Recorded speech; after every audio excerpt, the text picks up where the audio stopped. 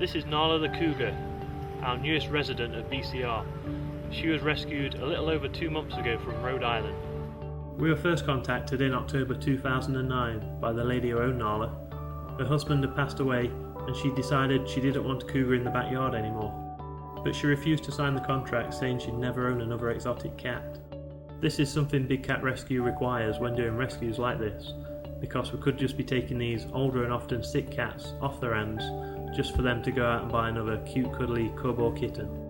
Nala was purchased as a kitten from a breeder in Virginia by a friend of her husband's, who then quickly realised having a cougar as a pet wasn't a good idea. Nala was then passed on to her former owners, who were obviously reluctant to take on this cougar kitten, but did so anyway, fearing what might happen to Nala if they refused. Fast forward to 2010, situations have changed, Nala needs a new home, and the owners agreed to sign the contract. So the BCR crew were off to Rhode Island to rescue Nala. We sent a carrier up the week before so Nala could get used to it, and when we arrived, Nala's owner had already enticed her into the carrier using shrimp as a treat. It was quite surprising to drive through this nice area and find a cougar in somebody's backyard. We've rescued cats from far worse conditions.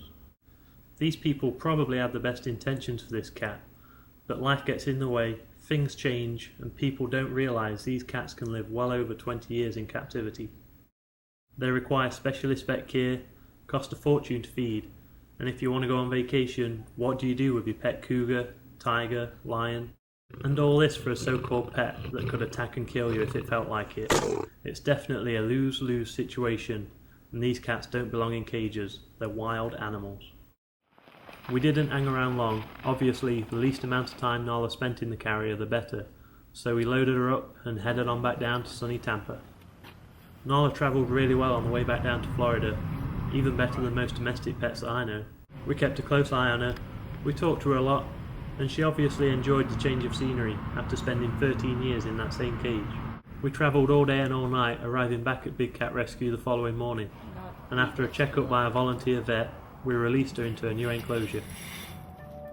She's adjusted really well to life at Big Cat Rescue, with the new smells, sights and feline neighbours, and I'm sure she's going to become a favourite for many visitors and volunteers at BCR, where she'll have a permanent home for the rest of her life. For more information about Big Cat Rescue, please visit our website, bigcatrescue.org.